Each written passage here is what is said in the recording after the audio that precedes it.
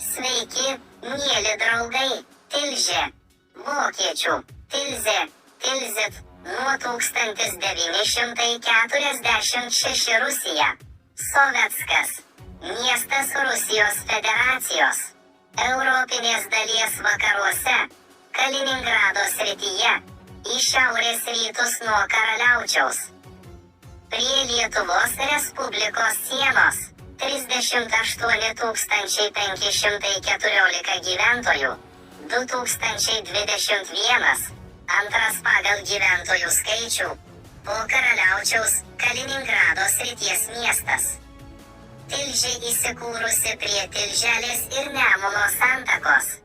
Priešais Panemunę, abu miestus per Nemuną jungia Karalienės Luizės tiltas, upių uostas, plentai į Karaliaučių, Rygą, Latviją, laivų statyba ir remontas, metalo, medienos apdirbimo, plaušienos ir popieriaus, maisto, mėsos konservų, duonos, pieno, konditerijos, alaus, vaisių apdorojimo, siuvimo, tekstilės pramonė. Sankt Peterburgo kultūros ir meno universiteto Kaliningrado filialas. Maskvos naujojo teisės instituto filialas. Miesto istorijos muziejus. Dramos teatras.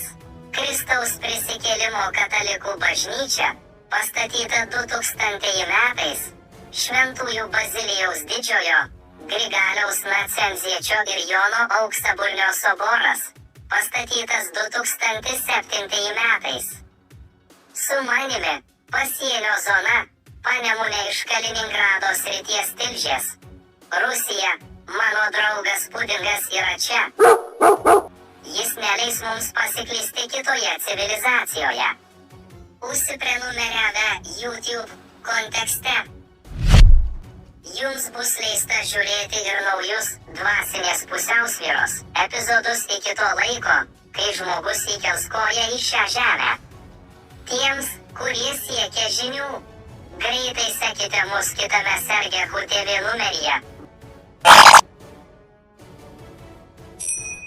Baltijos Panemunė Tilžė pabraukimo brūkšnys autoriaus teisių ženklas SE News. Taškas.